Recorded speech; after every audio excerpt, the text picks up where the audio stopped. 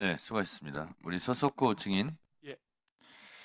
잘못하면 위증으로 처벌받을 수 있기 때문에 위원장으로서 도움을 드리는 차원에서 예. 말씀드립니다. 예. 그냥 딱 대답하시면 됩니다. 윤석열과 가장 최근에 전화한 적이 언제입니까?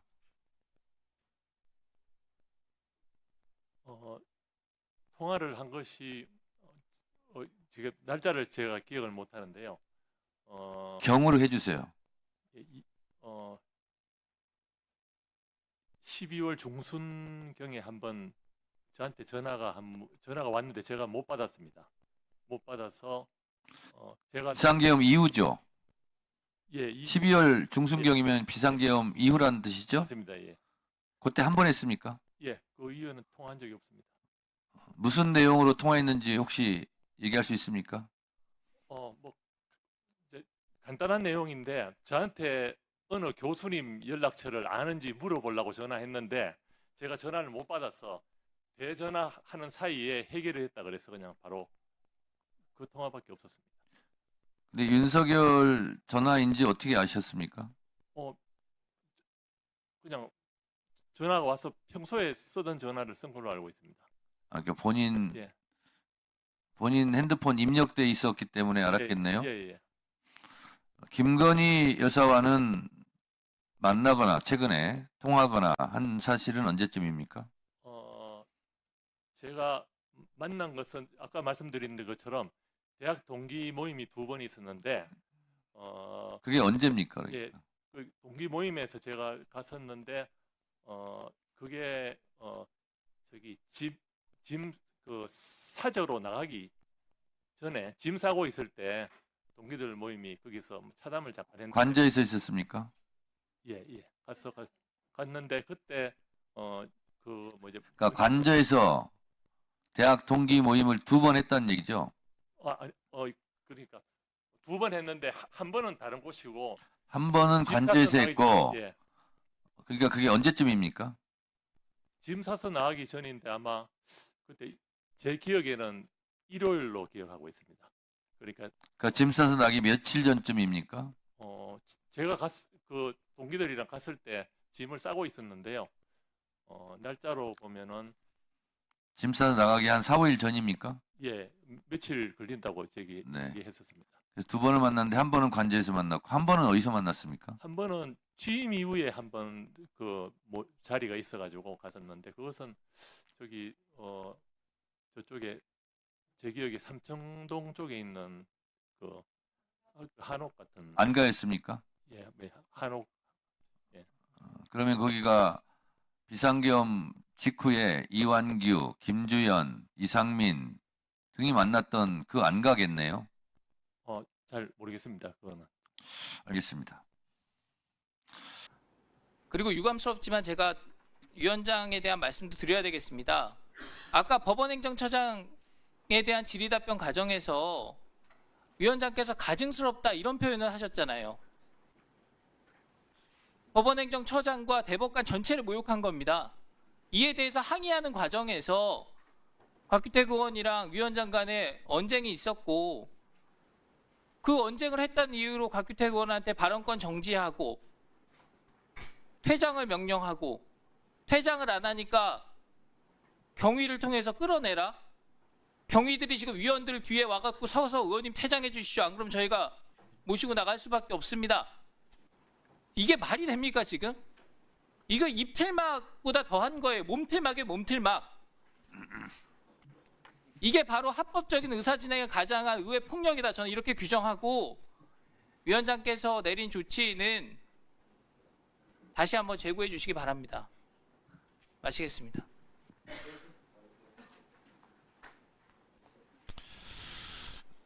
박준태 의원이 질의 말미에 위원장이 또 말씀하셨기 때문에 제가 말씀을 드리겠습니다. 곽규택 의원님, 옆에 박준태 의원님.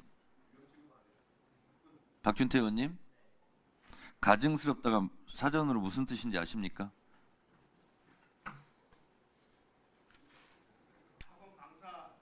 자, 보세요. 가증스럽다는 뜻은 몹시 괘씸하고 얄밉다 이 뜻입니다. 이거는 제 느낌이고 제 생각이에요. 지금 상황에서 몹시 괘씸하고 얄밉다 이런 말도 못합니까? 저는 오전에도 그랬어요. 어제 대법원 판결로 법과 양심에서 재판하고 있는 더 많은 재판관들이 도매금으로 넘어가는 것이 안타깝다 이렇게 얘기했어요. 훌륭한 판사들 많이 있지 않습니까? 근데 지기현 판사 같은 사람 때문에 얼마나 많은 지금 법관들이 괴로워하고 있는지 우리 법원 행정처장도 미루어 짐작까지 않습니까? 법원 앞에서 술 한잔 기울이면서 울분토하면서 우리 법원이 왜 이렇게 욕을 먹어야 돼? 저 판사 하나 때문에. 이런 판사들 많이 있어요.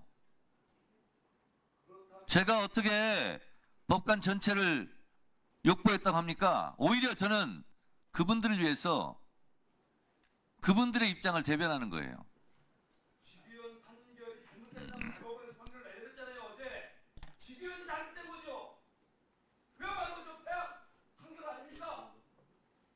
지기현이 아니라 참 뭐야? 지기현 판결을 잘못했다고 대법원에서 그랬다면 우리가 이렇게 하지도 않아요. 자, 그리고 그 정도 하시고 곽혜택 의원은 퇴장하세요.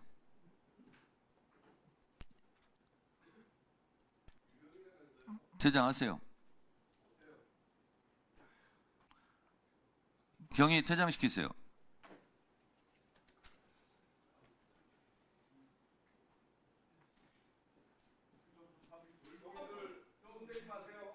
퇴장시키세요.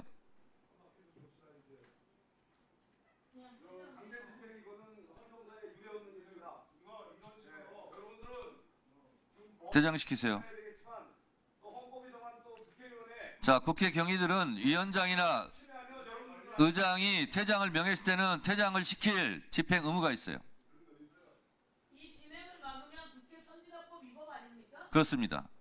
그 나경원 의원이 걸려있는 그 법 위반이에요. 회의 진행을 방해하고 위원장의 진행에 거부를 하면 그게 법 위반이에요. 법 위반이에요. 국회 선진화법 위반. 자, 퇴장시키세요.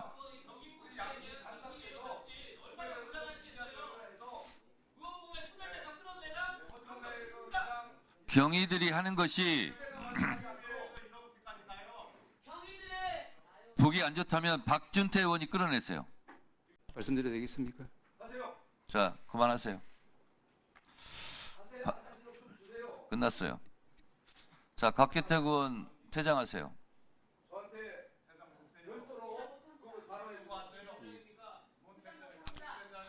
자, 말씀드리겠습니다. 국회법 145조 1항에 의해서 제가 1차 경고를 했습니다. 그랬음에도 불구하고 계속 질서를 어지럽혔다고 위원장이 판단했습니다. 발언권을 중지했습니다. 그랬더니 발언권이 중지됐음에도 불구하고 나는 계속 끼어들어서 계속 떠들겠다고 얘기했습니다. 그러면 결국은 퇴장 조치를 할 수밖에 없습니다. 그래서 퇴장 조치를 한 겁니다. 퇴장 조치를 했는데도 불구하고 이렇게 버티고 있습니다. 경위가 와서 퇴장해달라고 요청했음에도 불구하고 앉아 있습니다. 그러면 이런 경우 국회법 제14장 징계 155조 징계 상황에 보면 8항에 이렇게 되어 있습니다. 145조 1항에 해당하는 회의장의 질서를 어지럽히는 행위를 하거나 이에 대한 의장 또는 위원장의 조치에 따르지 아니하였을 때는 징계하도록 되어 있습니다. 그 징계 사항을 말씀드리겠습니다. 위원장은 소속 위원 중에 징계 대상자가 있을 때는 의장에 보고하여 의장은 이를 윤리특별위원회에 회부하고 본회의에 보고한다. 이렇게 되어 있습니다. 자, 제가 징계 절차까지는 들어가지 않을 수 있습니다.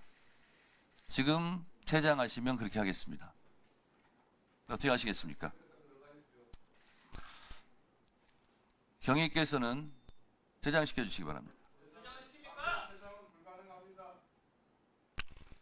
퇴장시켜 주세요.